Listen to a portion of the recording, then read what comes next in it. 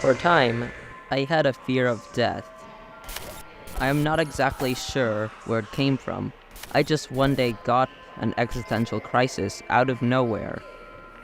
I had several existential crises throughout the days, especially at night, as my emotions desperately try to fight it, but to no avail. I never told anyone except my dad, although the advice he gave me did not help that much. I repeatedly had nightmares much more often than normal.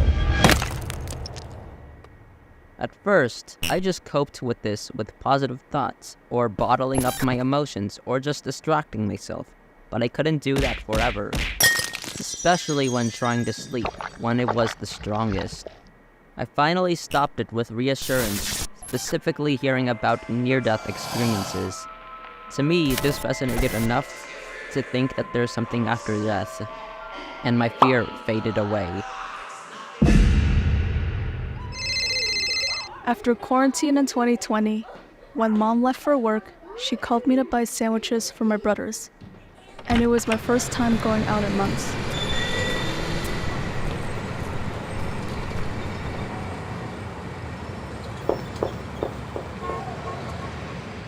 When I got to the deli store, I went up to ask for an egg and cheese sandwich, but I couldn't talk at all.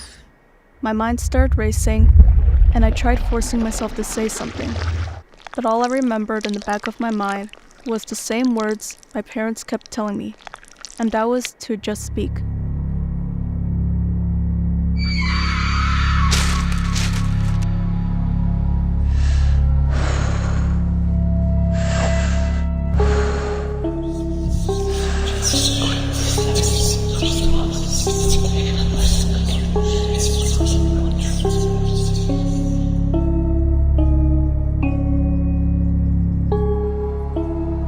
Hey, are you okay?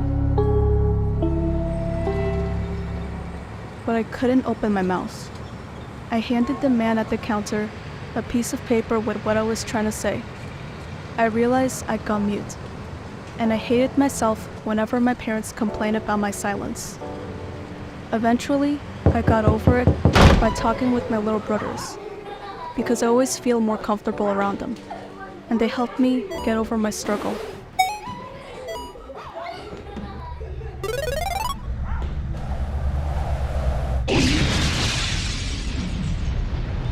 I struggle with my communication skills, and often I feel like I don't understand what people are saying or what certain words means.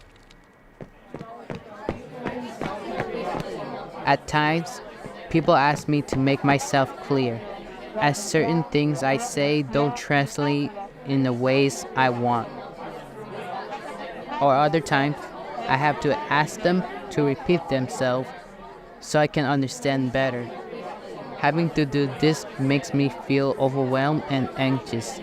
It makes me feel as though I'm not doing my best. I usually have to explain what I'm saying multiple times. I have to think for a long time before I speak. I started practicing talking to people. That way I can learn more by communicating. When I don't understand or feel overwhelmed, I try to push past it and speak up more. At the moment, I'm studying more and more every day. I keep practicing so I can feel happy and better about my communication skills. I'll do my best as soon as possible to make it happen.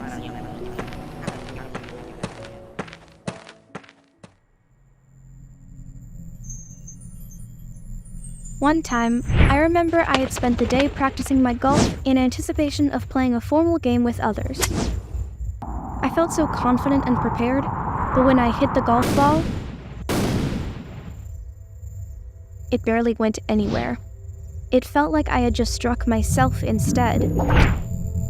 I felt like I couldn't do anything right, and the rest of the game was bad too.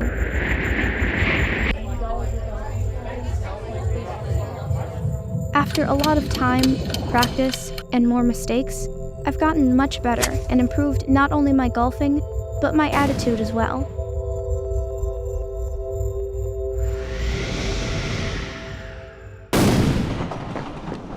I don't like being on trains.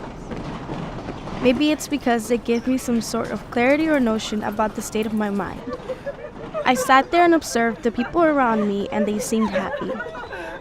The other day when I got on the train, I saw a group of kids my age, and I began to imagine this vibrant version of their lives in my head. Stuck in that thought, my lifestyle seemed to lack the fulfillment I imagined in others, feeling myself deprecating along with my self-esteem. This feeling only grew, scaring me as it consumed and took over my whole body. It made me feel as if I'll always be stuck in this unconscious yet aware state of mind, the feelings deciding my worth. Having self-love means acceptance and prioritizing your happiness. I didn't prioritize myself because all I could think about was the things I didn't want to accept, things I would rather change. When thoughts like these creep back in, I try to ground myself and think about all of the people in my life who have made me the person I am today. These people always encourage me to stay positive and lead on with pride.